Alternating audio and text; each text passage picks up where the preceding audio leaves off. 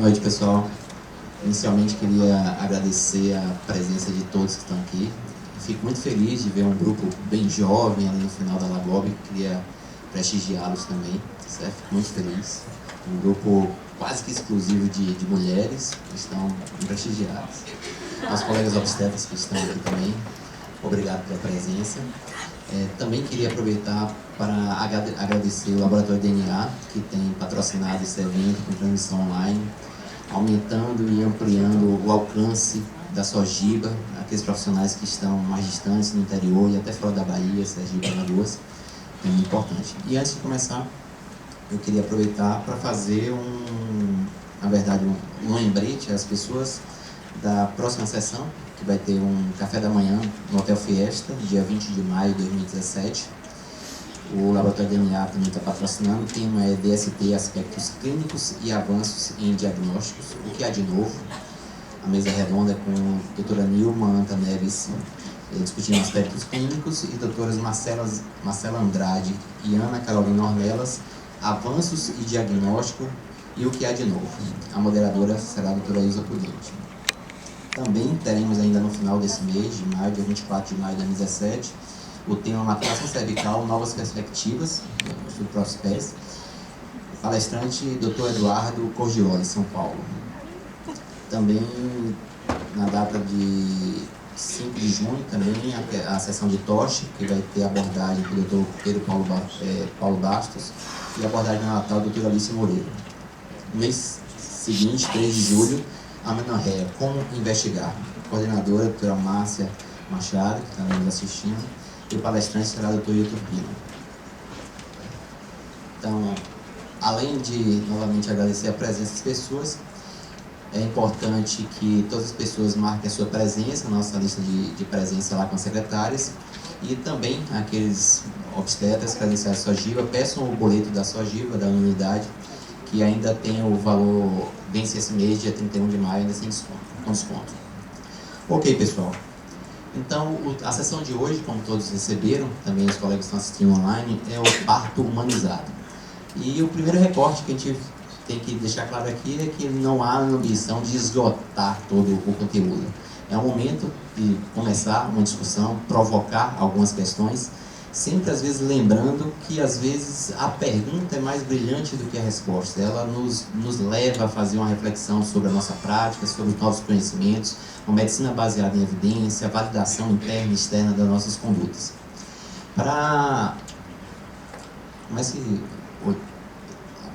Já estão recebendo, Irana? Já. Então, para quem não conhece, Dr. Caio Lessa, sou presidente da Comissão de Ética e Defesa Profissional da Sojiba e diretor médico da Clínica Mar, Assistência Materna de Alto Risco. Estaremos aqui dividindo a mesa com o Dr. Robert Pedrosa, que está aqui do lado, supervisor de residência médica do Programa de Ginecologia e Obstetrícia do Hospital Geral Roberto Santos, CESAB, e o coordenador médico do Centro Obstétrico do Hospital Geral Roberto Santos também. Vocês devem estar vendo a imagem. Seria nosso debatedor aqui, Dr. José Carlos Gaspar, mas fazendo um exercício da obstetrícia, está nesse momento prestando assistência a uma paciente, e vai ser com certeza a altura substituída da doutora Marilena Pereira, médica obstetra, plantonista e coordenadora do Centro de Parto Natural da Monção do Caminho, e também membro permanente do REUNA, Rede pela Humanização do Parto e Nascimento. E temos ali também, que tem um imenso prazer de recebê-lo aqui, o Dr. Rony Peterson, que é professor assistente de obstetrícia da Universidade Federal da Bahia e da Escola Baiana de Medicina, supervisor do programa de residência médica em ginecologia e obstetrícia do Hospital Santa Isabel, e também mestre e doutorando em Medicina e Saúde pela Escola Baiana de Medicina. Então, uma mesa extremamente potente para trazer essa discussão do parto humanizado. Eu tentei estruturar um pouquinho pensando para ficar mais acadêmico e até estruturado em alguns tópicos para a gente provocar a discussão. Obviamente que não fica engessada dentro desses aspectos. E a primeira coisa que eu queria já provocar, eu trouxe para vocês, acho que vocês estão vendo, que é o livro de Van Deventer. E é um livro do início do século XVIII, que ele coincide com o período do iluminismo, que seria o século das luzes. E o tema eu trago aqui porque, na verdade, Van Deventer é considerado o pai da obstetrícia moderna, quando ele é cirurgião ortopédico, esposo de uma parteira, se dedicou a estudar a pelve materna, as suas deformidades e como ela interferia na evolução do trabalho de parto e parto das pacientes. E eu trago justamente para provocar uma coisa que nos remonta a mais de 3 séculos de passado, para justamente os debatedores aqui se esforçarem em conceituar e contextualizar o que é a humanização, o que é a humanização no parto e nascimento. Vou começar aqui à minha direita, aqui, com o Dr. Robert Pedrosa. Boa noite a todos, agradecer o convite, né, e a honra de estar participando dessa mesa com brilhantes colegas. Inicialmente, o termo, né, a questão da humanização, no meu entendimento, na minha leitura, é um conjunto de práticas, né, que tem como objetivo fim realmente estabelecer assistência de qualidade para o que vai nascer e para a mãe, né. Pautado em cima de tudo isso, para mim está construído o lastro da questão da informação, né. Então, humanização é, acima de tudo, a gente ter a capacidade, a gente ter um embasamento para discutir com nossos pacientes, né, e ter a resposta que ele muitas vezes nos pergunta para aquele momento único na vida, né, de cada mulher. É entender também que não é um momento de provas, né, não é um momento de pôr em prova a questão da capacidade da mulher, que seria a gente reduzir muito, né, um ser tão complexo, né, um ser tão maravilhoso, simplesmente por ela ter tomado esta ou aquela outra conduta. Então, é um termo que eu questiono muito, a questão quando a gente fala de humanização, e você trouxe, interessante, quando você traz a nossa história, né, a respeito da humanização, porque eu me questiono quando a gente traça um corte no tempo, e aí os nossos professores que não tinham talvez esse conhecimento sobre essas práticas e nos ensinaram à luz do conhecimento que eles tinham, né? Então, eu prefiro talvez a gente provocaria até a sociedade, provocaria todos nós, para a gente começar a discutir esse tema humanização, né? A gente mudar, a gente ver uma outra luz, porque talvez acabou durante esse período que a gente começou a viver essa prática da humanização, trazendo até um desconforto para nós obstetras. Então, nesse conceito de humanização, obviamente que vou explorar todos os colegas aqui para a gente tensionar e aproveitar. Marilena, o que você estrutura do ponto de vista de conceito e contextualização da humanização no parto e nascimento? É, inclusive, a humanização algo restrito à medicina? Na verdade, eu tenho um pouco de implicância, como o Robert falou. Atualmente é um termo que já está tão clichê, tão batido, que levanta esse desconforto, traz um pouco desse desconforto. Mas, infelizmente, a gente vai ter que continuar convivendo com ele, porque já é um termo que já está na boca do povo, assim, as pessoas já falam muito, o termo humanização do nascimento já está muito difundido. Eu acho difícil que a gente consiga retomar esse termo e mudar. E, além disso, eu acho que humanização remete ao humanismo, que é uma mudança de visão, né, em termos de assistência. Eu acho que não é restrito à medicina. Eu gosto de falar mais de práticas clínicas ou de assistência humanizada, né? Eu acho que é um termo que ainda cabe. Como é que eu vejo a humanização? O que é dito como parto humanizado? O parto humanizado é simplesmente uma mudança de visão em relação à assistência obstétrica. E essa mudança de visão é baseada em 3 pilares, basicamente. O primeiro pilar é o respeito ao protagonismo da mulher. A mulher tem autonomia, é parte desse nosso princípio da bioética, respeito à autonomia. Então, a mulher ela tem o direito a ter as escolhas dela atendidas no processo da gestação, do parto e nascimento. E nesse respeito está embutido o respeito à fisiologia do nascimento. Então, assim, você respeitar o parto como algo fisiológico. As condutas devem ser respaldadas na medicina baseada em evidências e não em conceitos outros, em práticas arraigadas, assim, né? Medicina baseada em evidência e não em outras questões, em eminências, em achismos, assim, todas as condutas e as intervenções que forem necessárias têm que estar baseadas em evidências. E um outro pilar que é preciso ser incorporado à nossa prática é a assistência multiprofissional. Hoje não cabe mais assistência obstétrica centrada na figura do médico obstetra. É preciso incluir outros saberes e respeitar esses outros saberes como parte da assistência. Então, é dessa forma que eu vejo. Antes de passar a palavra para a Rony, eu vou provocar um pouquinho, porque eu achei interessante uma provocação do tema.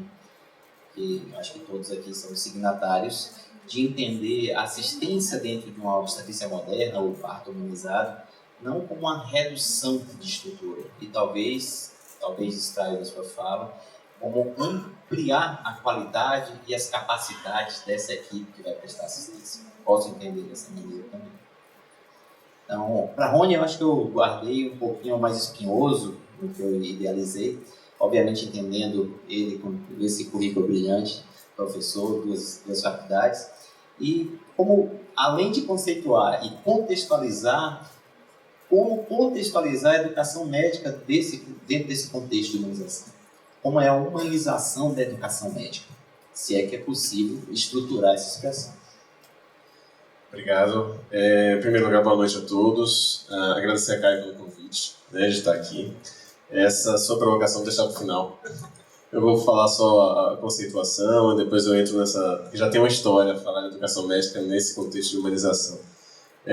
Bem, falar de humanização vem de humanizar a ação, né? Então, essa ação não necessariamente é da área de saúde, mas também pode ser da área de saúde, né? Então, humanizar a ação, nesse caso, a ação é médica, a ação está se falando da ação para uma paciente, então, tornar humana a ação perante esse parto.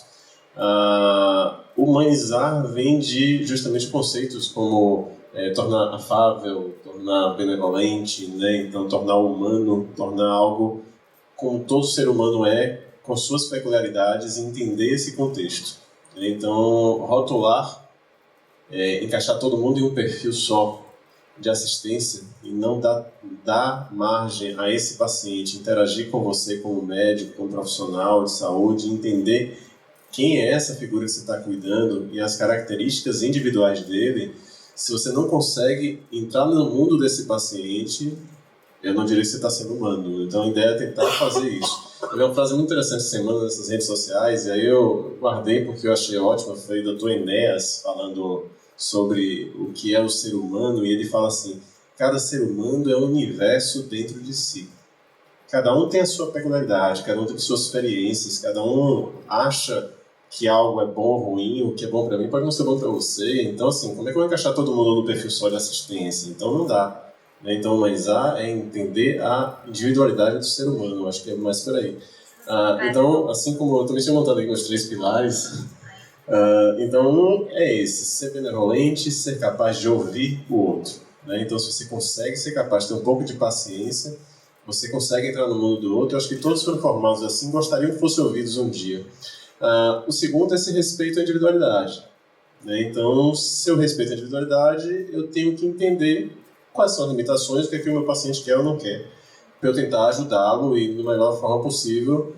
E o terceiro ponto é ser sincero, né? Então, é usar a sinceridade da sua formação, entender o que é bom e o que é ruim perante a ciência e se expor de forma correta para esse paciente, e não simplesmente tentar transformar a mente dele para adequar a coisas que você acredita ou que sejam cômodas para você. Então, se você consegue fazer isso, ser sincero o tempo todo, ouvir seu paciente, usar a ciência como ferramenta para orientá-lo, diante das suas peculiaridades, eu acho que a gente consegue ter uma boa humanização. Portanto, a humanização não pode ser um padrão único. Não tem um padrão único oferecido para todos os pacientes. E só aquele parto é o parto humanizado se for feito dessa forma. Não é bem por aí. Eu acho que existe uma característica de cada paciente, cada um tem o seu jeito de reagir. A educação médica, a gente teve até uma provocação dentro da UFPA, no departamento, de emitir uma nota sobre essa questão da humanização do parto para o estudante de medicina. Né? Então, nossos estudantes, a rede pública, está estourando de paciente. Né? Então, assim, quem trabalha na rede pública sabe o que eu estou falando, o quanto é difícil se dedicar e parar para atender com calma o paciente, porque é tanto volume, é tanta agonia.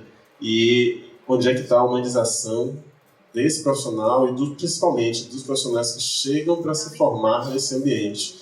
Eu vejo nas faculdades, a gente lida com interno, residente, muitos desistem às vezes da área porque encontram um ambiente de choque, um ambiente onde você não vê, às vezes, a gente estava discutindo aqui, né, que às vezes falta estrutura, falta a forma de agir como a gente gostaria, como você acha que é correto, e a gente tem essa limitação da humanização sendo posta hoje para os estudantes, eu diria assim, de forma muito ínfima, de forma muito inferior ao que deveria ser, para a gente formar uma geração de um perfil melhor. Né? Então a gente tem tentado, pelo menos junto aos residentes, a gente na maternidade de referência tem evoluído com essa questão da interatividade, de multidisciplinaridade, de respeitar as boas práticas e tal, mas assim, o ambiente ainda é muito desagradável para você oferecer como a coisa tem que ser. Né? Então acho que é uma limitação, o gestor é um grande responsável por essa questão, né? E a cultura do país também não ajuda, mas eu acho que se a gente mantém um ambiente como formador de opinião, como educador, é um desafio. Né? Agora realmente ainda tem muita coisa para mudar.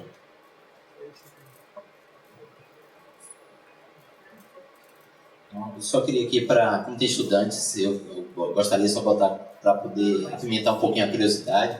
Essa questão da humanização muito da área médica, ela tomou um conteúdo de polêmica, politizou muito assunto.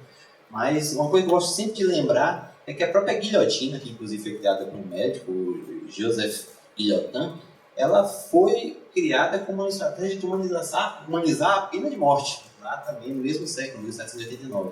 Assim, essa coisa de contextualizar a humanização é muito importante, porque parece às vezes que quando discutimos humanização é uma coisa diversa do homem, quando de fato a humanização ela é inerente, ela implica o homem na sua evolução. A gente falou aqui de educação, a gente falou aqui de equipe multiprofissional, a gente falou aqui de autonomia do paciente, então isso é bem importante.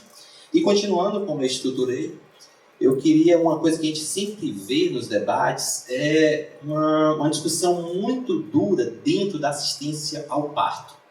E eu acho que é difícil conceber um parto ideal, até lembrando aquela música, que se a ida não é boa, a volta não pode prestar, que o momento de você começar a estruturar, talvez não é o pré-natal. Eu queria saber como é que vocês entendem isso. Então, eu até trouxe para vocês um texto de Lopes, essa coisa de que é no pré-natal o momento de se edificar as escolhas.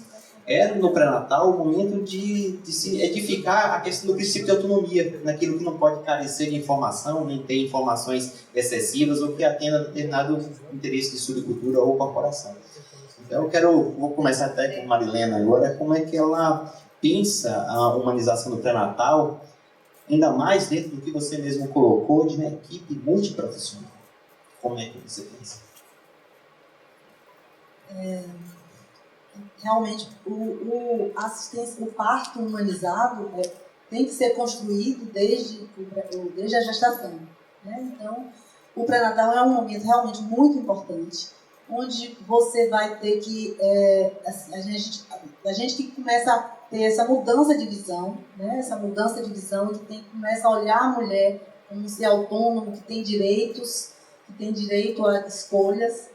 Então, no pré-natal, isso precisa ser muito reforçado. Então, é um momento de passar informações de qualidade, ela precisa escolher.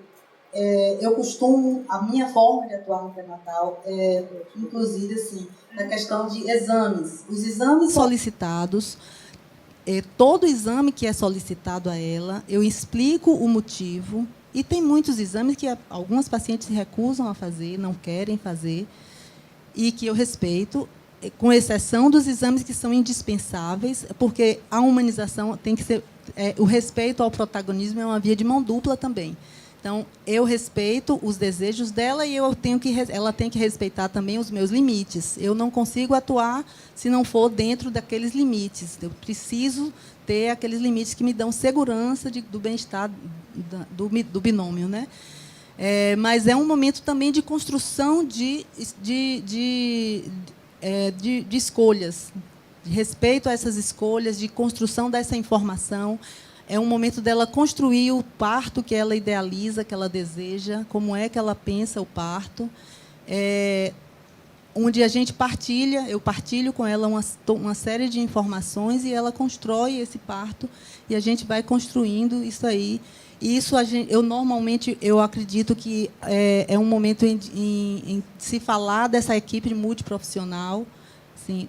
Em alguns setores, a gente consegue trabalhar junto com outros profissionais. Então, eu recorro ao auxílio de enfermeiras, enfermeira obstetra, fisioterapia, quando necessário. Não é necessário uma receita de bolo com uma série de ingredientes, mas tudo isso é ofertado quando há uma necessidade da mulher, dependendo da necessidade dela. Então, outros profissionais são incluídos dentro dessa assistência pré-natal.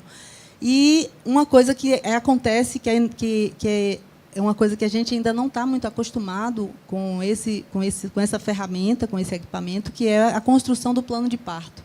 O plano de parto é um documento onde a mulher expressa os desejos dela e é discutido com quem vai assistir o parto, cada item daqueles desejos dela, para ver o que a gente considera que é viável, o que não é, e que deve ser respeitado na medida do possível.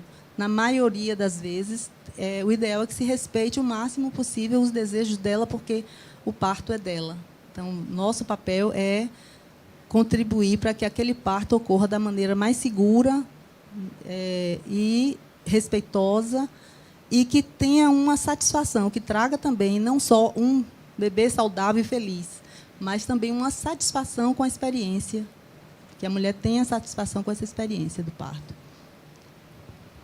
Eu vou aproveitar a sua fala para tirar um gancho do que eu senti e vou, obviamente, provocar Robert aqui como gestor de unidade pública hoje. Então, quando você estava falando em construir, fazer essa construção das escolhas, tudo isso, eu acredito que você está me dizendo que precisa dedicar tempo.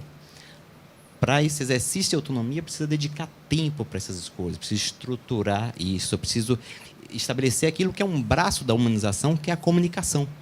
Eu gosto até de trazer do professor Raul Marino, que ele é até neurocirurgião, nem é obstetra, nem é cirurgião, mas ele coloca justamente o princípio de humanização, que seria a oposição à violência, que ele coloca como negar que o outro existe, a negativa do outro. Tudo que você nega o outro como indivíduo, como um ser único, que tenha o seu próprio universo, é uma forma de violência ampla. Ele coloca que a humanização está muito lastreada na qualidade, no uso racional de tecnologias, mas não privar o uso de tecnologia. Elas têm que estar acessíveis, ela tem que fazer parte das escolhas e não de uma contingência. Das condições de trabalho e, por último, da comunicação. Como estruturar uma agenda de pré-natal quando culturalmente o pré-natal era entendido como uma coisa meio checklist?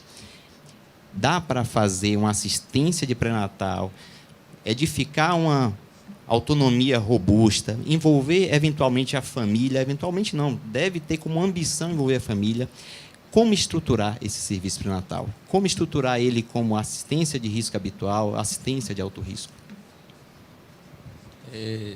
Uma coisa hoje complicada para a gente administrar é, assim como entender o parto como evento fisiológico, entender o pré-natal como um evento fisiológico também.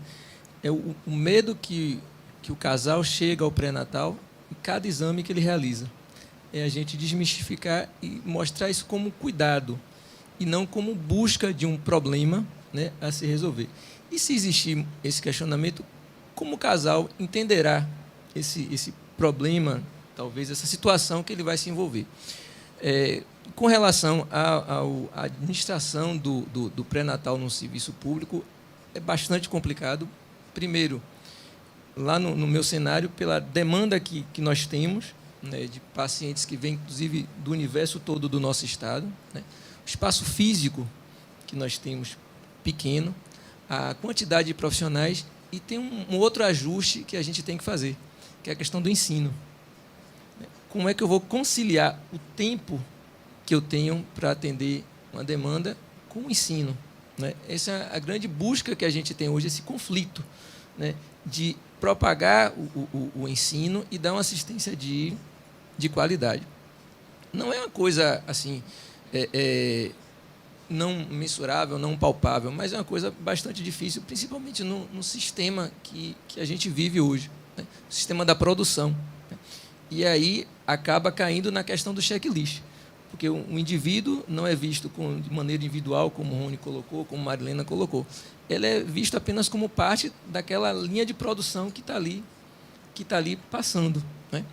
E a gente tem buscado algumas ações com esse envolvimento multidisciplinar, né? Lá no hospital, quem faz a triagem do serviço, esse acolhimento inicial é uma enfermeira, né?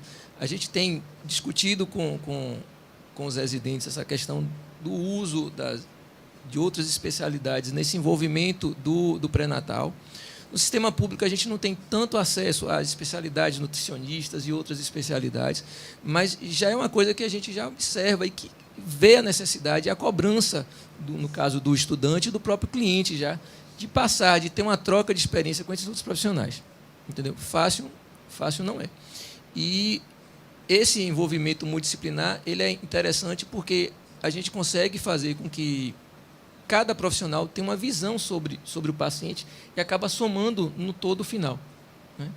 Então, concordo quando Marilena, não é mais admissível o obstetra como o único dono, vamos dizer, do paciente. Mas ele tem que continuar, como em qualquer situação, a gente precisa ter alguém centrado, né? Um maestro daquela situação. E tendo cuidado sempre para a gente não delegar, né, o papel e a importância e o conhecimento que a gente tem da situação. E se somar perante aquelas pessoas com o olhar que nós temos do pré-parto, do parto e do próprio puerpério. Interessante que você trouxe uma questão que é uma visão holística intra e externa também, né? O paciente como um todo e a assistência como um todo, como é que ela tem que estar alinhada. E, obviamente, que, mais uma vez, eu olho para a Rony e fico pensando como pensar em educação médica multiprofissional, no sentido do estudante, como do preceptor multiprofissional. Como é que você pensa isso, Rony, dentro da humanização da assistência, da humanização do ensino? Sobre todas as questões de educação, sobra para mim aqui hoje, mas tudo bem, vamos lá. Só focando o que Marilena e Robert já falaram, então, assim, só dando alguns dados de que, assim, a gente já tem pesquisas mostrando que no pré-natal da rede pública, digamos, 15% a 20% dos pacientes entram com desejo de cesariana e esse mesmo percentual chega ao final com o mesmo desejo. Aparentemente não houve muita discussão e muita mudança de cabeça por causa disso. Já na rede particular, 30% a 40% chegam e no final 80% a 90% se transformam em cesárea, né? Então, assim, há uma tendência de falta de discussão, falta de diálogo, talvez, para tomada de decisões tão chamativas nesse ponto, né? Então, assim, o papel realmente de um pré-natal é criar uma boa relação médico-paciente, né? Então, ter a capacidade de entrar no mundo da sua paciente, de entender aquele perfil que ela tem e responder a todos os anseios dela com embasamento científico correto. Eu queria só complementar um pouquinho a fala de vocês. Falar da importância da fala, da forma como você fala com aquela mulher. O peso que a fala do médico tem. Isso que Rony fala, que no serviço privado, em torno de 70% das mulheres que chegam ao pré-natal, iniciam o pré-natal desejando um parto normal. E dessas, a maioria delas desiste do parto normal e já passa a ver a cesárea como algo melhor do que o parto normal. Essa é uma coisa. Por quê? O que é que acontece aí durante esses 7 meses de acompanhamento que faz com que a mulher mude de ideia? isso eu acho que tem muito a ver com a nossa formação, a formação do médico obstetra, que a gente é formado realmente para intervenção, para patologia, a gente é formado para ver a gestação buscando uma patologia. Então, a gente não, nós não, eu acho que isso que você fala que está cada vez pior, porque hoje os estudantes não têm campo de prática, eles não vão ver gestante de risco habitual. Basicamente, eles vão ver gestante de alto risco. Então, toda gestante que ele for ver ao longo da vida dele, ele vai olhar para aquela gestante procurando uma patologia, procurando uma morbidade. E aí, no pré-natal, a gente tem que ter muito cuidado com essa coisa da fala, de como você fala. Se você olha para aquela mulher como algo, um ser potencialmente patológico, isso já traz um peso. Então, aquela mulher ela já encara a gravidez dela. A nossa sociedade toda está medicalizada, patologizada, né? E a gente tem um modelo hospitalocêntrico. Então, a gente precisa ter um cuidado na fala. Hoje, o que a gente ouve, quando uma mulher busca um parto normal, o profissional fala: ok, eu assisto seu parto normal se tudo correr bem. Na verdade, a mudança é o contrário. Assim, seu parto tem tudo para ser normal, mas, se por acaso ocorrer uma complicação, você pode recorrer a uma intervenção, uma cesariana. A mudança da fala, a forma de falar. Isso é uma coisa. E uma outra coisa que eu queria enfatizar, assim, que a gente precisa realmente... Eu bato nessa tecla de valorizar e buscar reforçar o trabalho dos enfermeiros no pré-natal, né? Assim, é importante. O que é que acontece? Eu acho que nós, os médicos, tendem a subvalorizar a capacidade, a capacitação dos enfermeiros. E eu acho que o que vale é você observar e melhorar a capacitação, se essa for deficiente, mas, cada vez mais, aumentar a importância do enfermeiro obstetra na assistência ao parto e do enfermeiro no pré-natal de risco habitual. E mesmo o paciente de alto risco, a gestante de alto risco, ela continuar vinculada ao enfermeiro do serviço público, não perder esse vínculo, que é onde ela vai ser ouvida na sua integralidade, porque o enfermeiro tem esse olhar mesmo do cuidar, mais do que nós. Eu me incluo nisso aí, porque eu tenho esse viés. A minha formação também deixa um pouco a desejar nesse olhar acolhedor, nesse olhar ampliado, nesse ouvido ampliado. Então, a gente precisa voltar a valorizar, manter, enfatizar cada vez mais a valorização do trabalho dos enfermeiros, né? Principalmente na gestante de risco habitual. E eu não sei como é que essa equação vai ser resolvida com a formação do médico, mas isso precisa ser ampliado mesmo. Assim, precisa que o estudante de obstetrícia veja gestantes fisiológicas, que são a maioria, apesar da nossa sociedade doente, nossa sociedade cheia de patologias, a grande maioria das mulheres é de risco habitual. Então, onde é que eles vão aprender? Então, alguma forma, alguma equação, essa equação precisa ser resolvida de alguma forma. Na verdade, eu acredito que, já que você tocou num ponto polêmico, eu acho até que talvez os outros queiram até fazer alguma composição. Eu acho que está uma grande discussão no mundo, inclusive, sobre as próprias profissões. Parecia muito mais natural, há 5, 10 anos atrás, estabelecer os limites de cada atuação profissional. Então, hoje, você pensar numa paciente visto de uma maneira holística e pensar na educação e na atuação tão separada, parece distante. Então, assim, eu vou, como moderador, provocar se é um problema do profissional ou o caldo de cultura que ele é formado, a oportunidade que ele tem.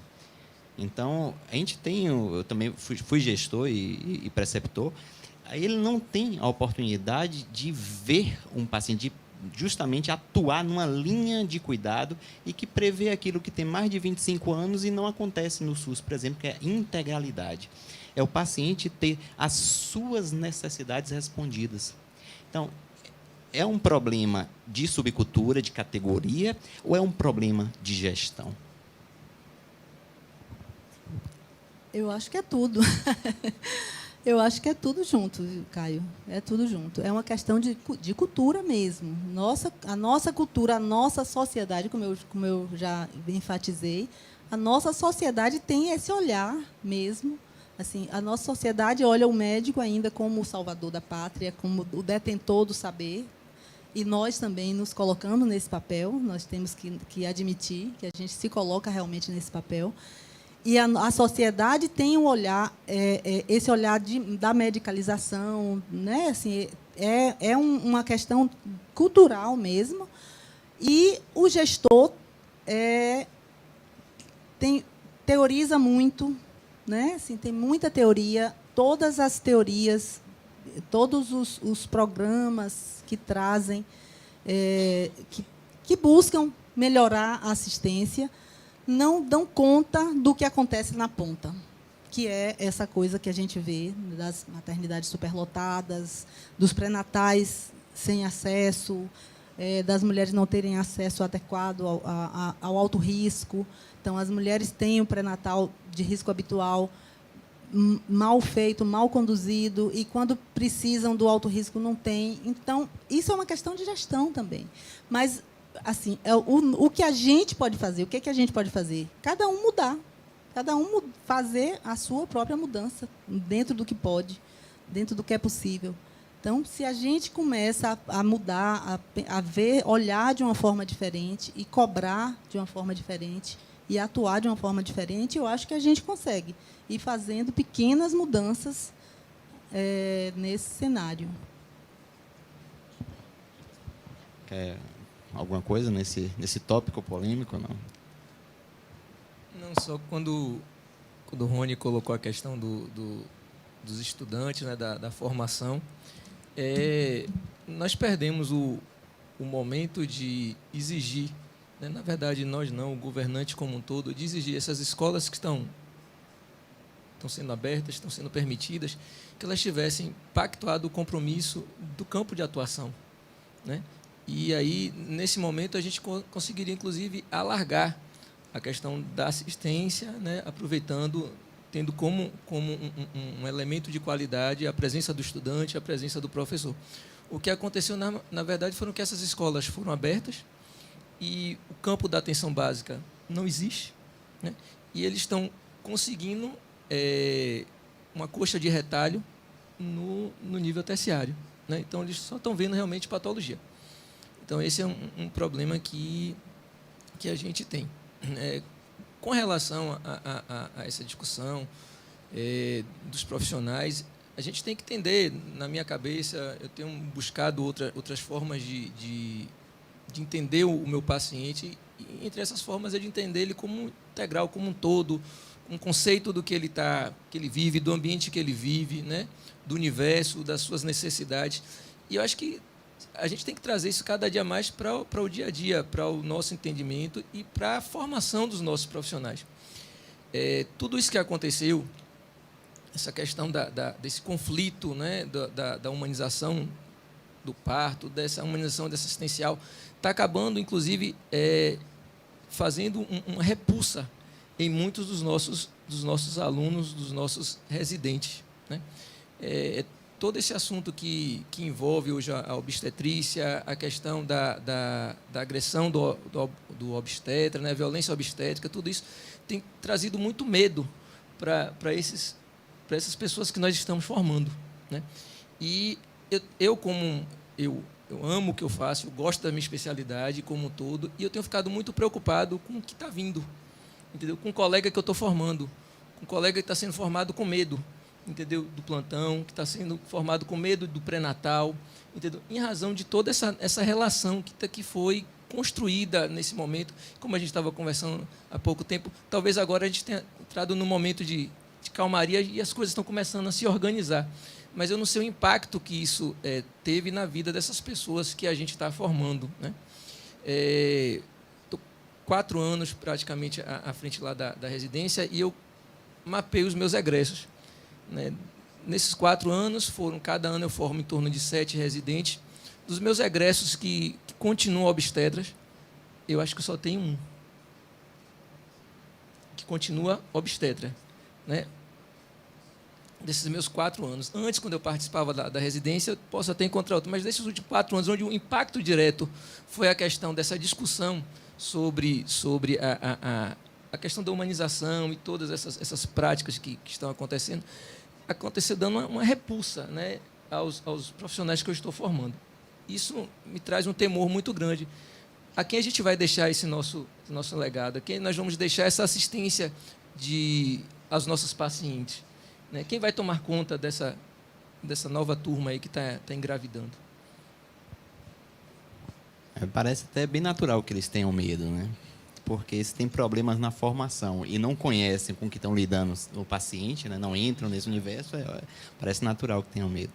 Eu vou pegar um pouco da fala de Marilena aqui para essa coisa do parto hospitalizado, medicalizado. E quando a gente resgata a questão da institucionalização do parto, a gente volta mais ou menos mais de 50 anos para entender no que eu vou querer tentar provocar aqui como uma ação de humanização, que foi uma iniciativa, estratégia para justamente combater a morte materna, que era terrível na metade do século passado. Eu vou até passar essa... no Natal também.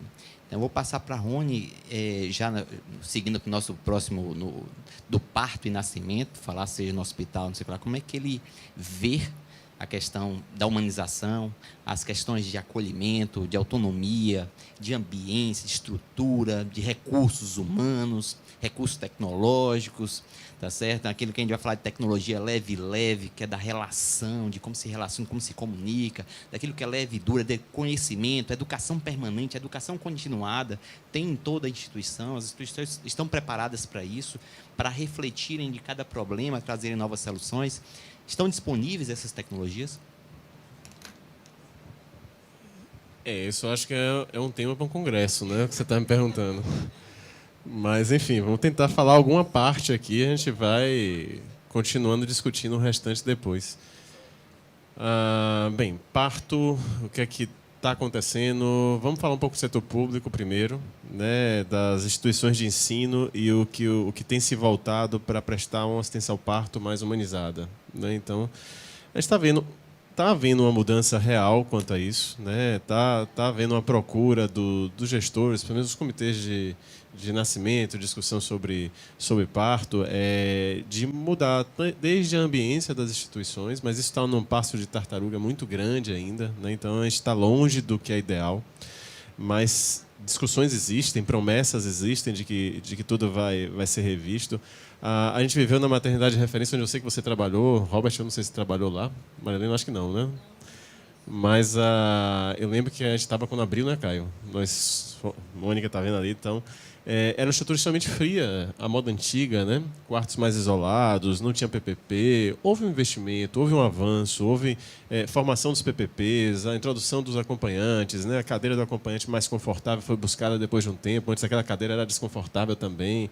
Então, assim, tem sido garantida a presença dele o tempo todo, na interação com a equipe. Então, negar que houve algum avanço, não, ele existiu. Tá? Mas, assim, é muito aquém do que a população merece. Tá? Então, assim, não há um investimento grosso. Se a gente pensa em outras maternidades, isso ainda está muito incipiente, né? Então, a maternidade talvez tenha tido a grande facilidade por ser terceirizada e porque era obrigada, por cláusulas, a cumprir aquilo, né? Quando a gente vai para instituições públicas, isso não existe de forma tão veemente. E a gente tem, na realidade pública da Bahia, de forma geral, a estrutura ainda muito decadente para se oferecer o parto humanizado com todos os recursos e as condições. A Climério tem avançado agora com a contratação de novos profissionais, tem incorporado ao grupo de profissionais já existente mais plantonistas, o que deixa a gente tentar fazer aquela relação 1 para 1, né, que seria o ideal para oferecer o que é correto.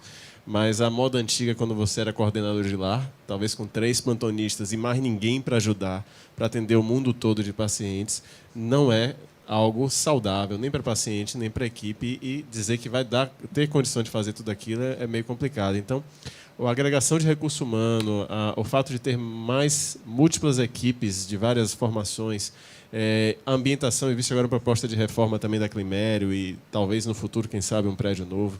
Enfim, existe uma tendência, mas a gente vai ter décadas ainda para atingir talvez um patamar que seria o ideal, não vai ser coisa a curto prazo, mas está se avançando um pouco nisso. Em relação ao serviço particular, eu diria que Salvador, infelizmente, tem uma carência muito grande da atenção voltada para isso. Eu acho que a formação das maternidades particulares de Salvador, elas não visam o parto normal como ele deve ser. Tá? Então, a gente tem hoje o Aliança, é o único hospital que avançou com a ampliação da sua sala de parto normal, enquanto os outros evoluíram. Todos evoluíram. Né? O Santa Mário deixou de ter, o Português encolheu a sala de parto normal dele porque precisava de mais berçário. Então, assim, por que não avançar transformando os quartos em PPPs? Né? Por que não ter mais ambientes de nascimento para que eu possa ter, eu e Marilena, ao mesmo tempo, ter um parto normal, mas quando eu tenho um, Marilena não pode fazer o dela. Então, assim, há uma limitação particular de desinteresse em avançar para isso, pelo menos a curto prazo, a gente não vê essa mobilização acontecer.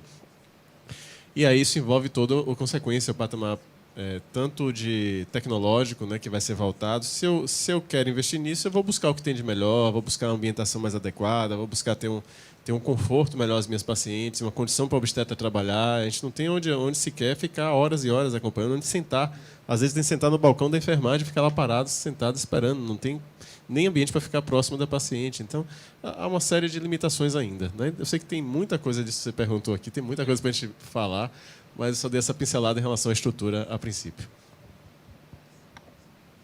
Vou até aproveitar aqui, falando de parto e nascimento, vou puxar aqui para a Marilena e provocar ela, já provocando um pouquinho também, mais uma vez.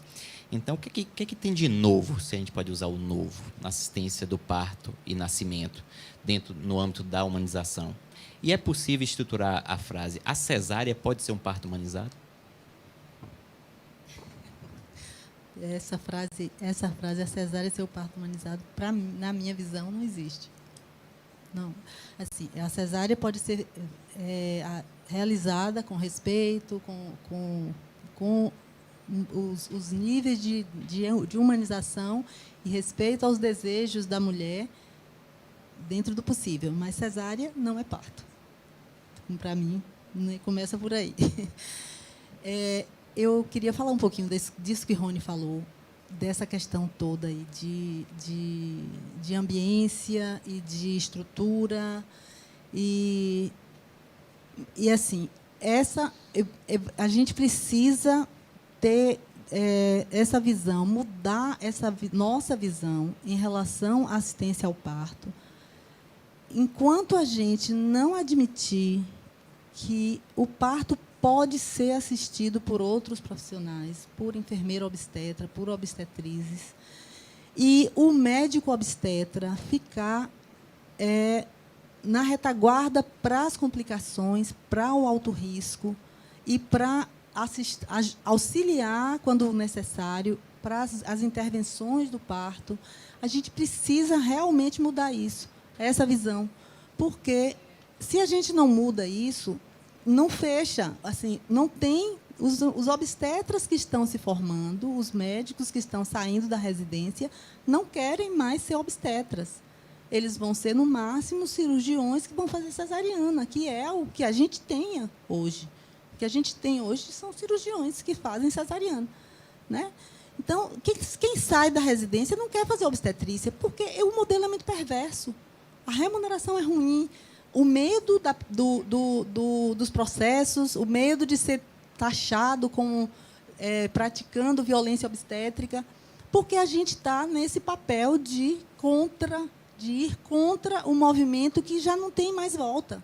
Para mim, não tem mais volta. Esse movimento em busca da humanização do parto não tem mais volta. Quanto mais a gente resiste, mais difícil ele vai ficando. As mudanças vão sendo mais difíceis. Então, assim, a ambiência é importante, mas assim, a maternidade de referência, com aquele monte de gente que tem, com aquela demanda absurda que tem, consegue fazer uma série de mudanças. Por que as outras maternidades não conseguem avançam tão pouco? É uma questão de mudança de mentalidade mesmo, é uma mudança de paradigma. Você tem que mudar a sua forma de encarar o parto. E falando do serviço privado, Rony, os hospitais privados não oferecem ambiência porque não tem demanda. A demanda, o crescimento da demanda é ínfimo. Então, não tem profissional que assistindo parto nesse modelo. Por que o Hospital Aliança vai investir numa sala PPP, num quarto PPP lindo, maravilhoso, e com aquela ambiência linda? Não tem porquê, ele vai ficar ocioso. O Hospital Santo Amaro disse que fechou. A história que eu ouvi é que o Hospital Santo Amaro fechou o quarto PPP que existia lá por falta de demanda. Então, ou a gente muda, o parto vai ser assistido no quarto. Essa é uma forma de mudança que é viável e já existe em inúmeros outros lugares, em quase todos os lugares onde isso tem crescido, é dessa forma, o parto assistido no quarto, e os profissionais vão se adequar a esse novo modelo. E é muito mais certo, mais humano, muito mais viável. Você não fica nessa mudança, aquela coisa de fábrica, de mudança de ambiente, para uma coisa acontece aqui, outra coisa acontece ali. Essas mudanças de ambiente interferem no processo fisiológico do parto. Então, o parto, a mulher vai chegar no quarto, vai ficar lá até parir. E só vai sair dali, o bebê não vai sair dali, do lado dela também. A mudança, precisa ter uma mudança também na mentalidade da neonatologia. Tem muita coisa para fazer, né? Mas assim, é preciso essa mudança na mentalidade. Primeiro, incorporar mesmo os hospitais privados também incorporarem assistência por enfermeira obstetra, porque isso melhora muito essa relação, porque o médico obstetra é formado para patologia obstétrica. A gente é formado para patologia obstétrica. Então, parto de risco habitual pode ser assistido, pode, o médico obstetra estar lá para uma emergência, para uma intervenção, e você normatizar essa formação dos enfermeiros obstétricos e dos obstetrizes, vigiar, né, ter uma fiscalização dessa formação, se é essa a preocupação, né, com a formação desses profissionais. Então, a gente enfatizar que esses profissionais sejam bem formados, que tenham capacitação adequada, né? Então, para mim, é por aí. Como educador, se eu só fazer um comentário em relação assim, eu acho, concordo praticamente tudo que você falou também, Marilena, mas eu não posso nunca desistir da minha bandeira de fazer o médico acreditar de que ele é capaz de atender o baixo risco e atender bem. No dia que eu desistir disso, eu vou formar só cirurgiões. Então, eu prefiro acreditar de que o médico e as enfermeiras podem todos trabalhar juntos. Eu não estou tirando o papel da enfermeira, mas eu não posso tirar o médico do que é fisiológico. Eu devo deixar que ele acredite que ele está deficiente na formação e ele precisa aprender, portanto, e atuar junto com a enfermagem. Isso aí não se discute mais.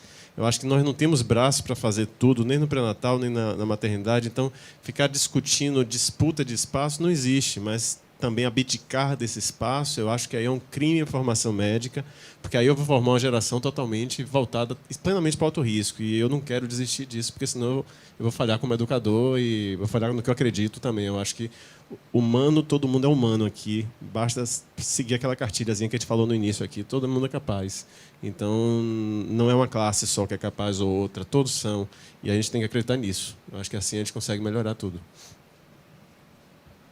Só complementar, eu acredito muito nisso, tanto que eu, atualmente, só faço obstetrícia e faço alto risco, faço baixo risco. Eu acho que eu talvez tenha me expressado mal. A gente tem que continuar formando, mas é isso que a gente estava discutindo. Nesse momento em que não há saída de obstetras, a gente tem que investir muito nessa formação do médico obstetra, na questão da fisiologia, porque o que a gente está vendo sair são cirurgiões e são intervencionistas, né? Então, é preciso investir muito nisso aí. Eu sempre tenho uma visão contaminada de gestão, né? Então, sempre tenho. Eu lembro sempre Gonçalo Vecina, que é superintendente do Sírio-Libanês, diz que a gente tem um mau hábito de botar a culpa no operador. Então, só quem tem a responsabilidade de planejar a operação é o gestor. Então, assim, isso trago muito para mim, uma experiência que eu tive de 4 anos, e parece um sofisma. A gente tem, assim como os políticos, eu acho que os gestores também estão meio desconectados da realidade. Eles não se comunicam com a sociedade. Então, eu vejo na micropolítica um movimento. Eu vejo dentro dos professores, gestores, simpáticos, signatários com a questão das boas práticas, humanização. Eu vejo pelas pacientes também uma busca muito maior de parto vaginal, e eu acho esse movimento muito mais legítimo, inclusive no setor privado, porque não tem uma contingência. Não se faz o parto A ou B porque não é oferecido. Lá é atendida a escolha dele. Então, quando eu vejo essa coisa de que fechou porque não havia demanda, para mim fica claro que falta aquilo que a gente chama de mesopolítica. Como macropolítica, o país criou, inclusive, a Rede Cegonha e diz que é signatária para a redução do parto cirúrgico, que o país tem a epidemia de cesarianas. Embaixo, obviamente que tem os extremos, como em toda a amostragem, mas tem um movimento não só dos pacientes, que são demandantes, compradores de serviço, como dos profissionais da própria formação. Mas esse essa conexão, que é dar as condições para aquilo aconteça, eu acho que é muito frágil no nosso país. Eu acho que... Eu vou até trazer aqui, para você ver, a gente está em 2017, tem 6 anos de Rede Cegonha. E eu trouxe aqui, estruturei até aquilo que ele colocava como diretrizes da Rede Cegonha. Então, acolhimento, garantia de acolhimento. É difícil pensar em qualquer coisa de humanização quando não garanto o acesso. Às vezes, eu já tive paciente minha que acabou declinando do parto vaginal, começou a ter pesadelo com a ideia de entrar em trabalho de parto e não ter vaga na maternidade.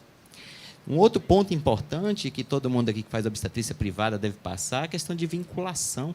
Hoje, para você ter uma vinculação razoável, você basicamente tem que fazer a paciente se vincular a 2 ou 3 hospitais privados, porque se ela entrar em trabalho de parto, às vezes você não tem garantia em um serviço ou outro.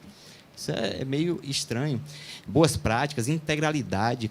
Então, e a melhoria da qualidade, que eu acho que, na verdade, a gestão quase não trabalha em indicador de qualidade, satisfação do usuário, esse tipo de coisa que é importante. Então, eu trago aqui até, de novo aqui um problema de gestão aqui para como é que vocês, no setor público em especial, e no setor privado também, como é que estão se estruturando para essa nova prática médica, uma prática multiprofissional, voltada para o paciente, para as necessidades do paciente, que acolhe a família, para a subjetividade do sujeito, entender ele além daquele pequeno alcance. Eu só vou voltar um pouquinho no que Rony trouxe à discussão. Concordo com ele, eu acho que seria um atestado de incompetência nossa, entendeu? Se a gente deixasse o trem passar e a gente não consertasse o trem, entendeu? É nosso papel, sim, é papel da sociedade como um todo. Nós temos que formar obstetras, nós temos que formar profissionais capazes da assistência ao baixo e ao alto risco, porque senão vamos acabar a especialidade, vamos reduzir a especialidade só a ginecologia e a gente vai discutir em outro momento a especialidade. Então, é papel da gente, é papel de nós, gestores no ambiente de trabalho, na nossa clínica, no nosso consultório, entendeu? E reforçar a figura do obstetra, e reforçar a figura desse profissional, né? E do trabalho conjunto, entendeu? Concordo no trabalho conjunto, mas a gente precisa formar essas pessoas e dar estímulo para que eles avancem no campo de trabalho. Por que a gente não consegue que o hospital ABC? Porque a gente também não está estimulando essas pessoas, a gente não está dando recursos, a gente não está brigando por esse espaço de trabalho, né?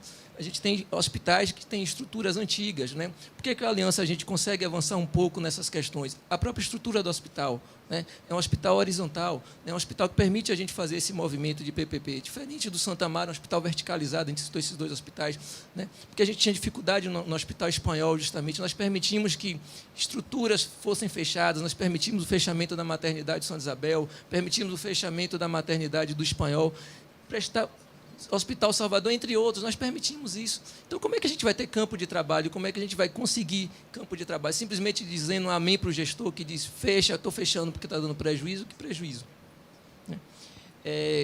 Com relação a outro ponto que você buscou, essa questão das boas práticas, vamos dizer como um todo, hoje eu trabalho num hospital que a gente acaba recebendo uma grande demanda de gestação do alto risco, da alta complexidade, e hoje o grande feito da gente, que a gente busca é tentar enquadrar justamente isso aí, essa assistência, essa boa prática, essa humanização, que eu acredito que a gente pode fazer humanização em uma outra situação que não só no parto vaginal, entendeu? Eu acho que quando a gente muda a luz, a gente ouve, a gente escuta, a gente toca, a gente respeita, a gente cobre, né? A gente assiste com qualidade, né? A gente individualiza. Eu estou praticando esses atos.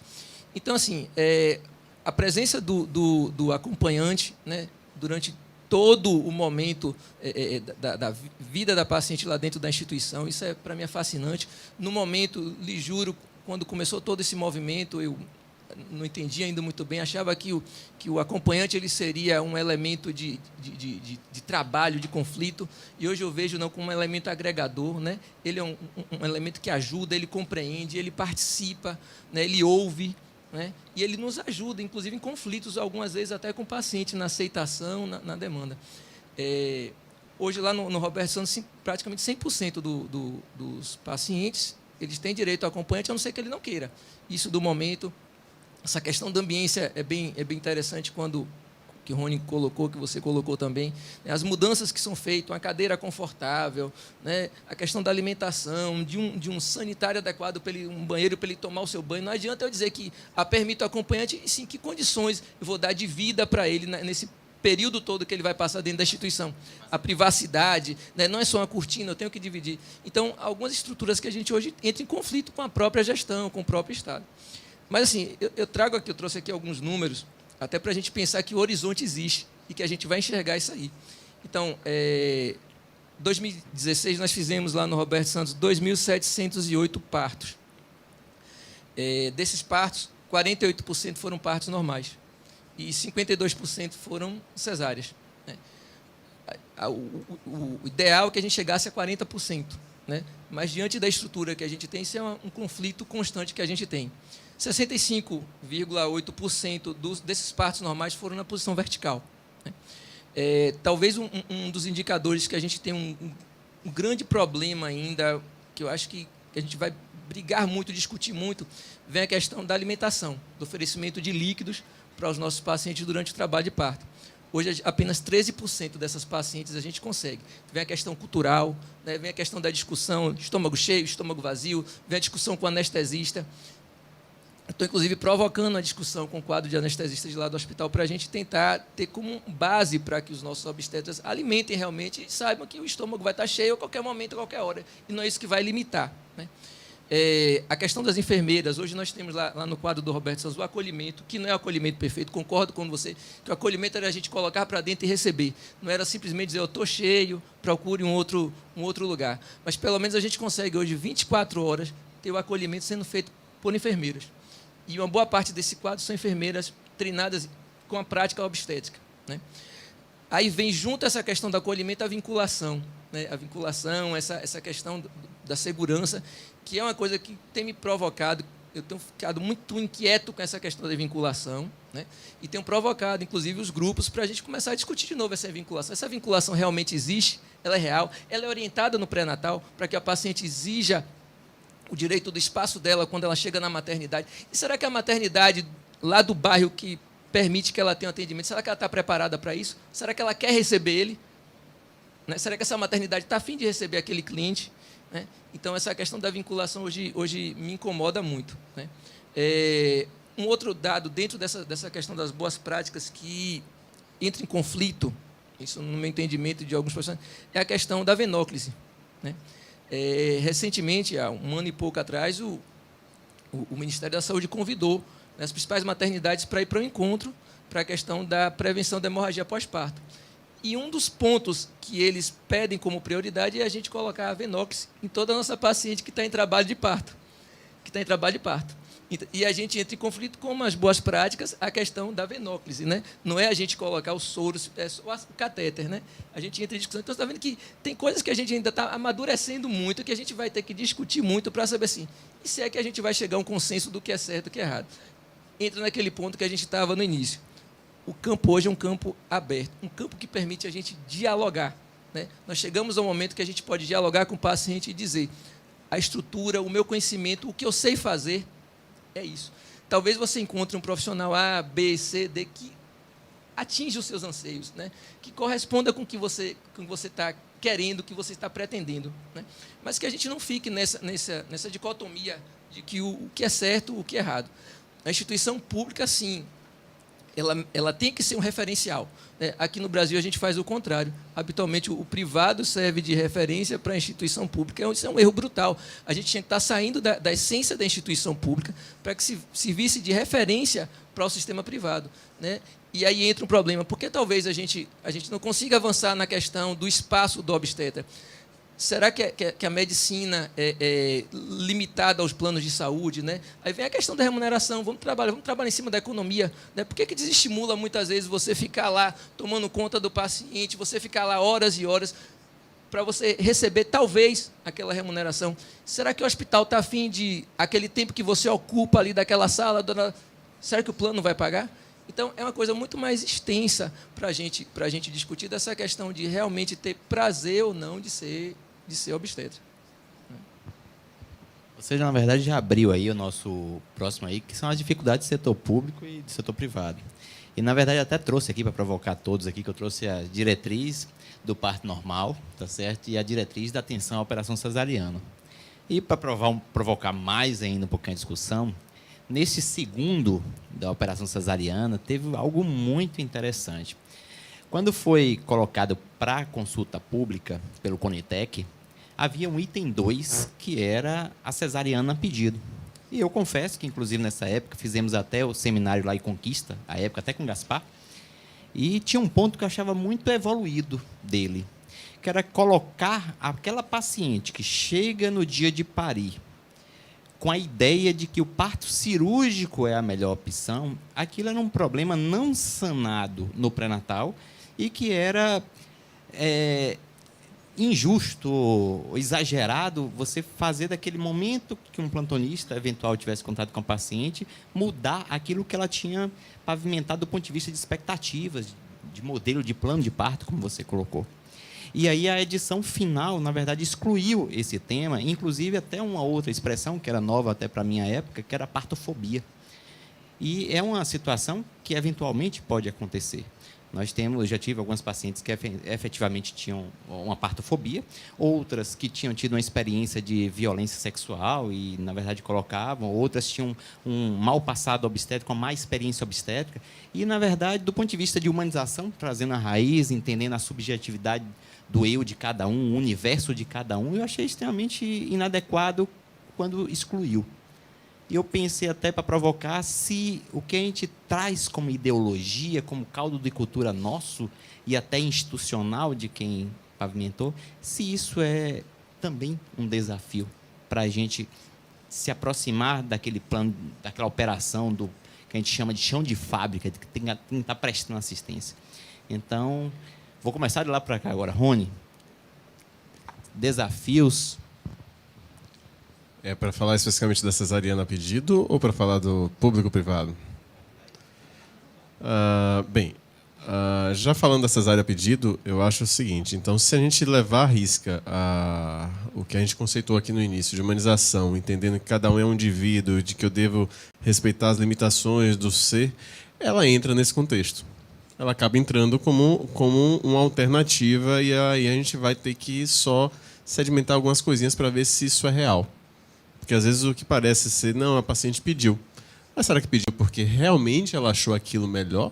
Ou porque ela foi induzida a achar aquilo melhor? Essa é a grande questão. E a grande maioria das cesáreas que são pedidas, elas vão nesse contexto. Né? Então, assim, há uma limitação da aplicabilidade dessa questão de ser isenta de vícios por isso. Se ela fosse isenta, eu acho que ela é genuína. Entendeu? Assim, eu acho que a pessoa tem o direito de optar por ou não se submeter a algo que ela acha que vai agredi-la, é o universo de cada um, eu tenho que respeitar. Agora, será que ela foi isenta realmente para tomar a decisão? Essa é a grande questão. Para ser justo aqui, quando eu falei achei evoluída, não foi nem só a questão de colocar cesárea pedido. Nessa coisa que ele estruturou no relatório preliminar, estava previsto uma abordagem com a psicologia para tentar justamente ver se havia um problema de comunicação ou se havia outros elementos que, na verdade, confundiam a paciente na ideia de ter a melhor informação possível para fazer a sua escolha. Então, eu achei, ele dialogou, comunicou muito com aquilo que, do ponto de vista da essência.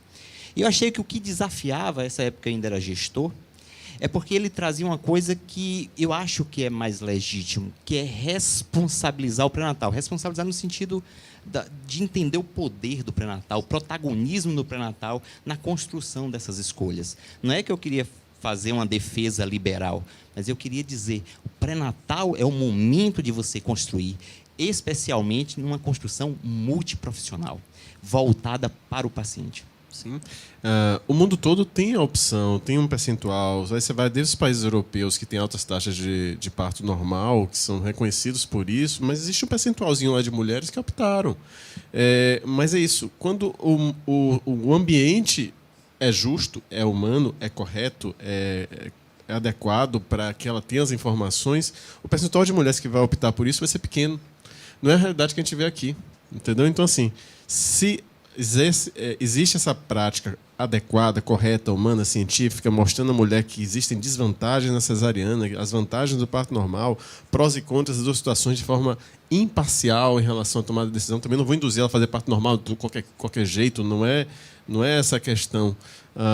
Aí eu acho que isso cabe nessa filigramazinha de percentual de paciente que vai encaixar aí, mas na rede pública a gente não consegue ter isso.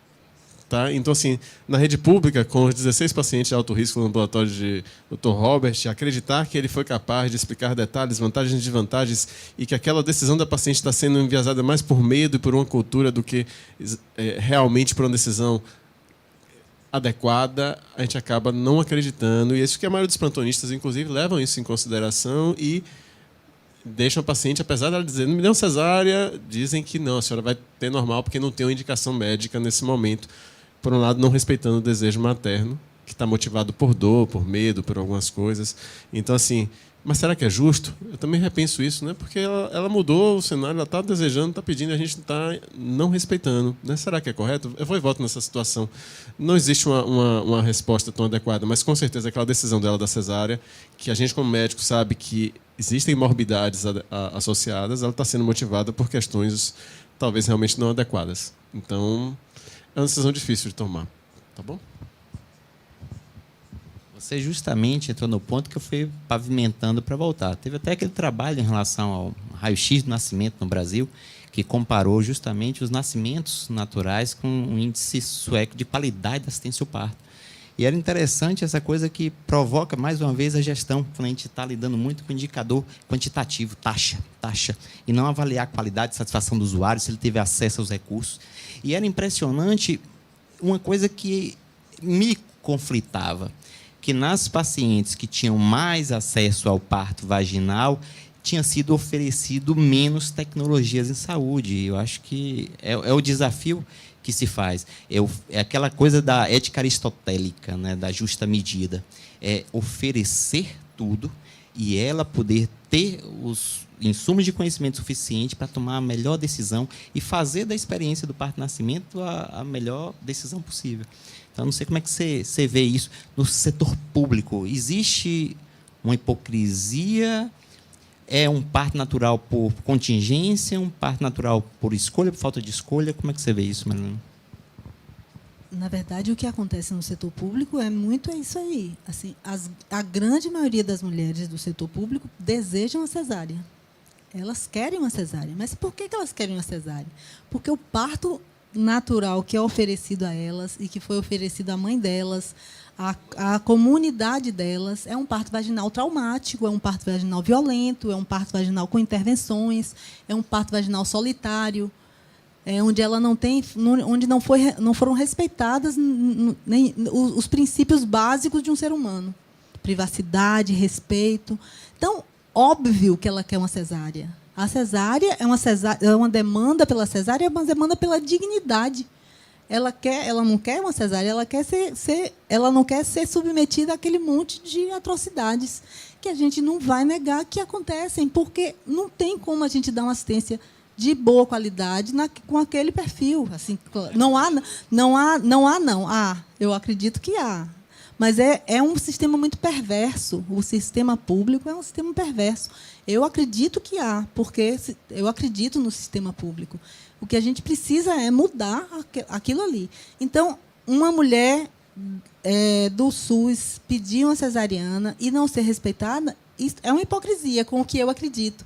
Eu acredito que a questão da cesárea a pedido, eu acho que, isso que Rony falou, se ela teve a informação adequada, de qualidade, foram sanados os medos, as dúvidas, ela foi informada dos riscos maiores da cesariana em relação ao parto normal, e mesmo assim, com toda essa informação, ela prefere uma cesariana, eu acho que tem que ser respeitada.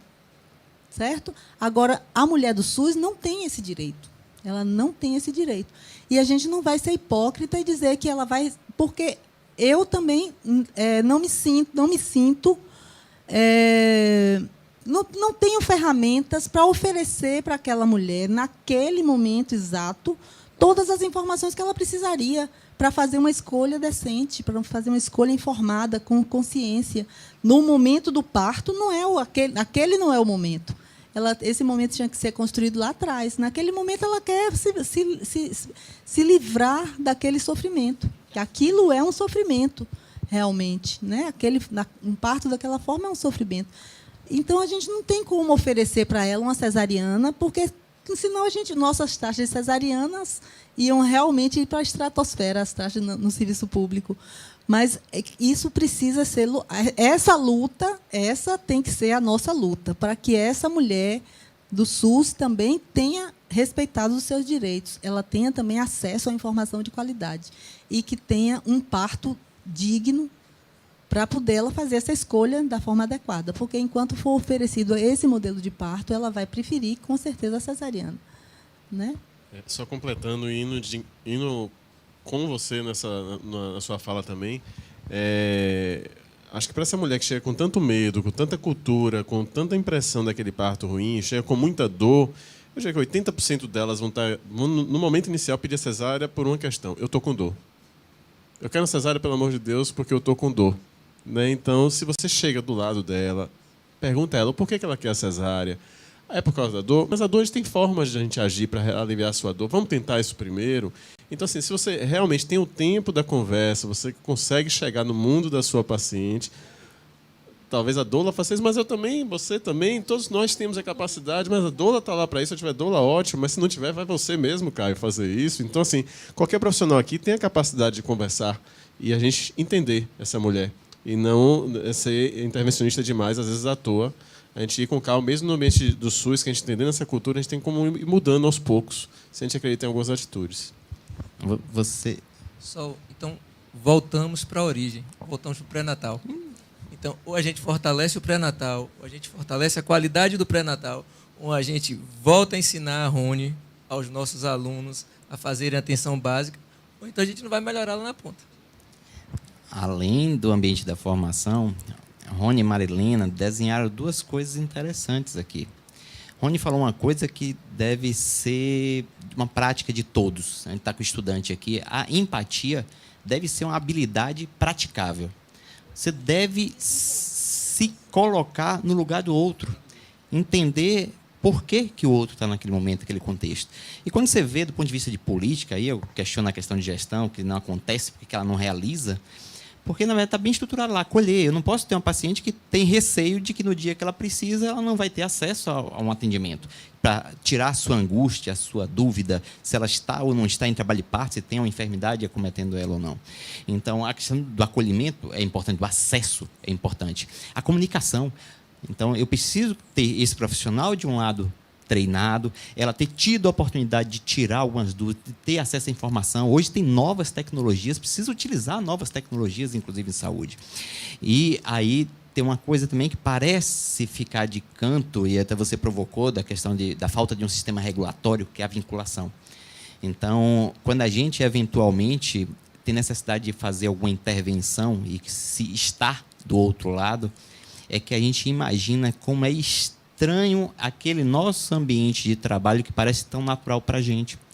É você que anda em pé, o paciente vem de maca, vem deitado. Você que conhece aquela sala de centro cirúrgico como se fosse quase a varanda da sua casa, e o paciente acha tudo estranho, aquele tanto de equipamento, aquela luz sobre o olho, aquela temperatura fria, pouco roupa e todo mundo vestido.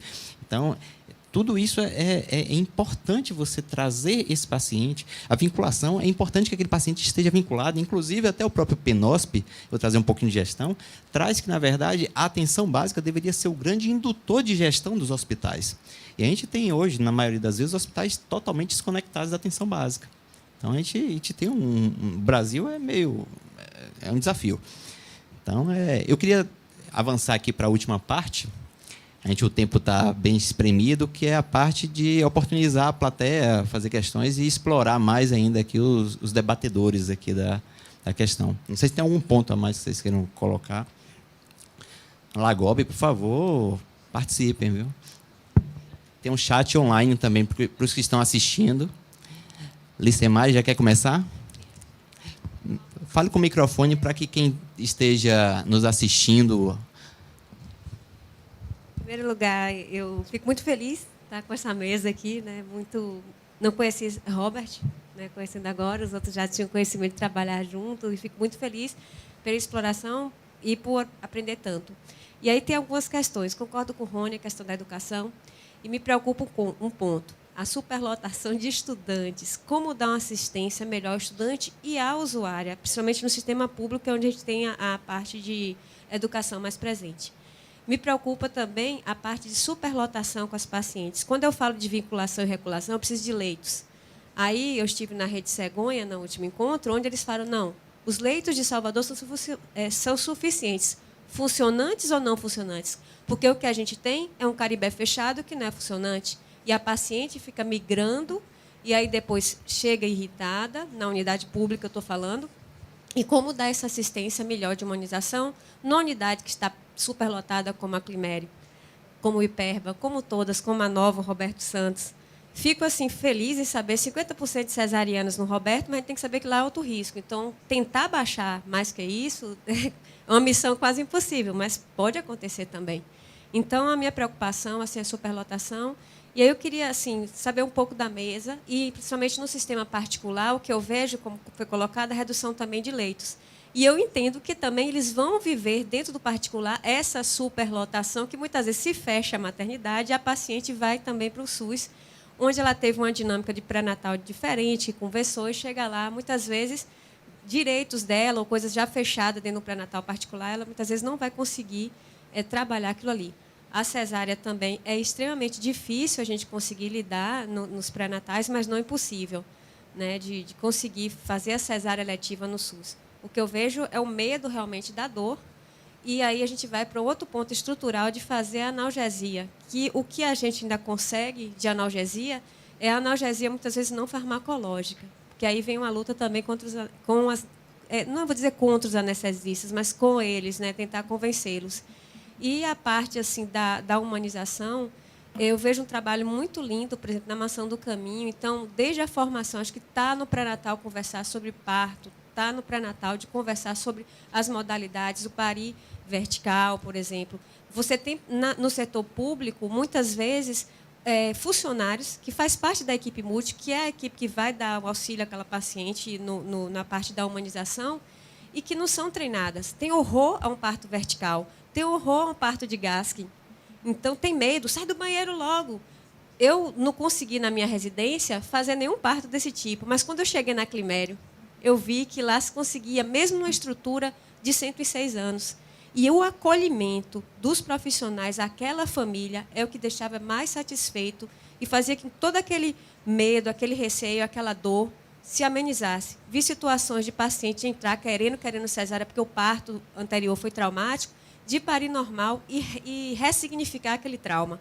Então, acho que precisamos todos começar a ressignificar a equipe multi que vai dar assistência. Às vezes eu posso estar numa estrutura ruim, numa estrutura superlotada, mas dependendo do acolhimento que a equipe médica, que a equipe de enfermagem, que os técnicos, que desde o pessoal da limpeza, do primeiro acolhimento ali na CCR, do mesmo na superlotação, está preocupado se a paciente está com fome, se onde tem uma cadeira para ela sentar, explicar para ela da superlotação, que é uma coisa estrutural do gestor, que tem que o gestor entrar em ação e ele não entra.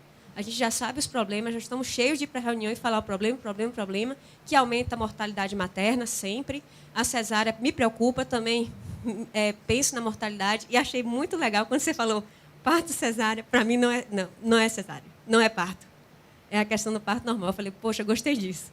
Que a gente se vê muito mais como cirurgiões, temos que formar pessoal mais ligado à questão do fisiológico, para tentar o máximo fisiológico, e o patológico a gente deixar para uma média mais de 30%.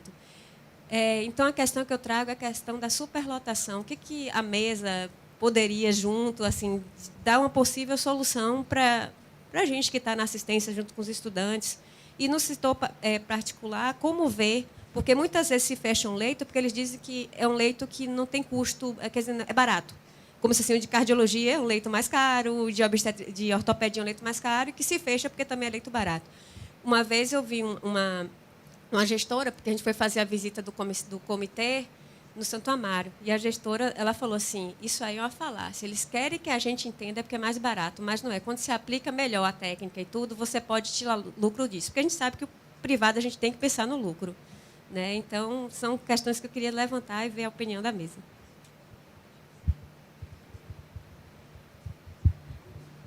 Eu posso começar a responder. Com a questão dos leitos, concordo plenamente quando você coloca que no papel tem uma coisa, mas na prática diária, um absurdo. Como é que a gente resolve esse problema? Botando todo mundo para trabalhar.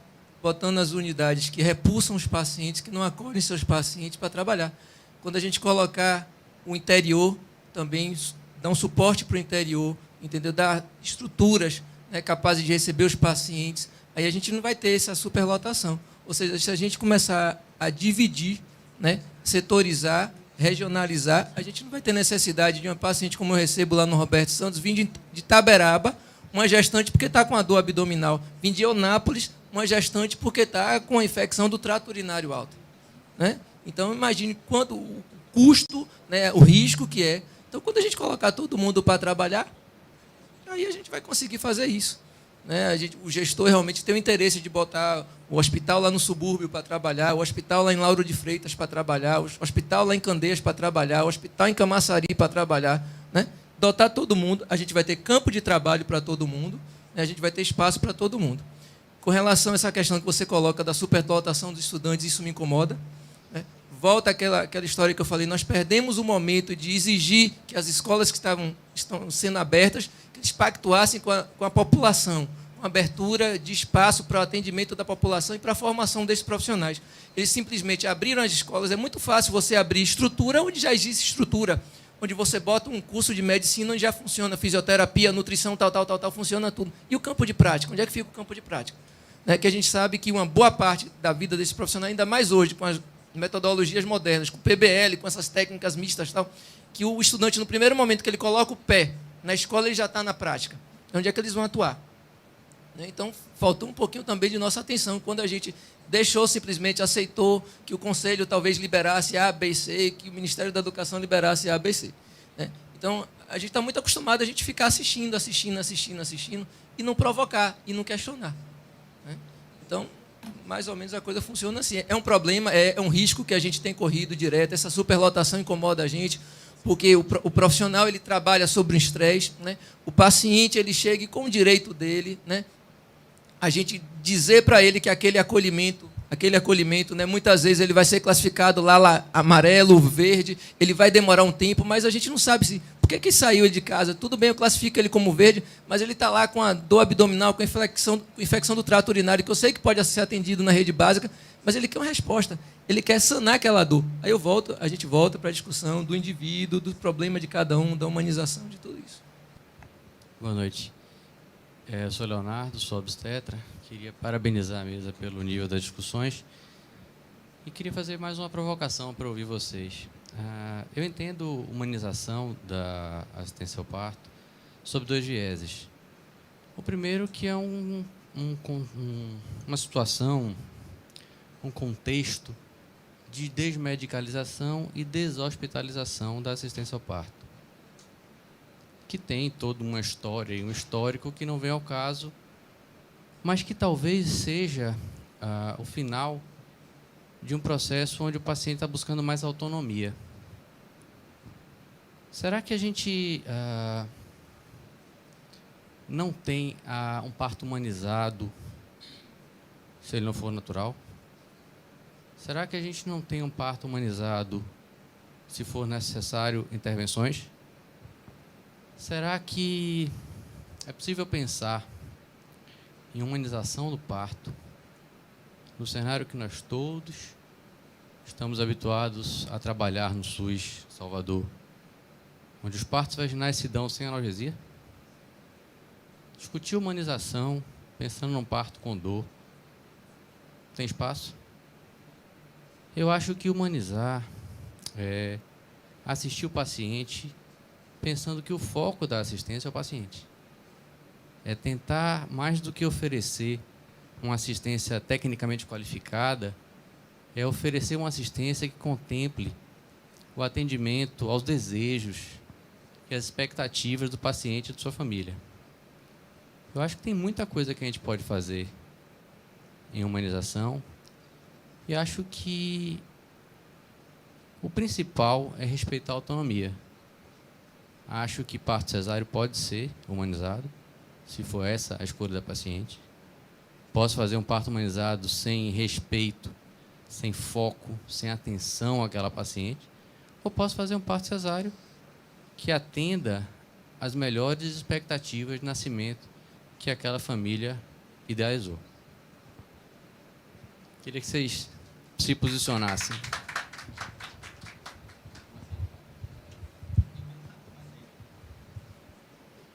Bem, Léo, faço minhas suas palavras. Eu estou totalmente de acordo com o que você falou aí. Eu acho que não... tem muita falácia no sistema público, né? A questão de não oferecer as condições de fazer o que é ideal. É o que a gente também começou aqui. Parte a gente já tinha falado também, né, nesse sentido, de que ainda está em transformação, principalmente no sistema público, esse processo de estruturar as maternidades, as equipes, a entenderem e tentar oferecer a questão compartilhada com a paciente. Mas, realmente, não há como você, sem oferecer as técnicas que existem, você dizer que conseguiu oferecer tudo, né? Mas, por outro lado, também não limita. Eu vou oferecer o que eu posso, né? Então, eu tenho que entender os limites, às vezes, da minha estrutura, do que eu tenho ao redor, e, com todo o coração, tentar ajudar aquela paciente nessa transição de chegar a um ambiente mais adequado. Mas o restante que você falou também, eu estou totalmente de acordo. Eu acho que a gente está falando mais ou menos a mesma língua. Eu não vejo parto humanizado como só existe um modelo de parto humanizado, é aquele parto com luzinhas e ambiência e música e água morna e banheira. Não, parto humanizado é respeito ao protagonismo, condutas baseadas em evidências. Condutas baseadas em evidências significa que, se for necessário a intervenção precisa ser feita. A tecnologia é usada a favor da mulher. O que eu não acredito é em excesso de tecnologia, retirando o protagonismo da mulher, retirando a humanização do parto, tornando aquele momento um momento frio, tecnológico, altamente, excessivamente tecnológico. Agora, intervenção no parto, a humanização admite, obviamente, as intervenções. Assim, um parto humanizado, onde, se houver uma necessidade de intervenção, a intervenção precisa ser feita.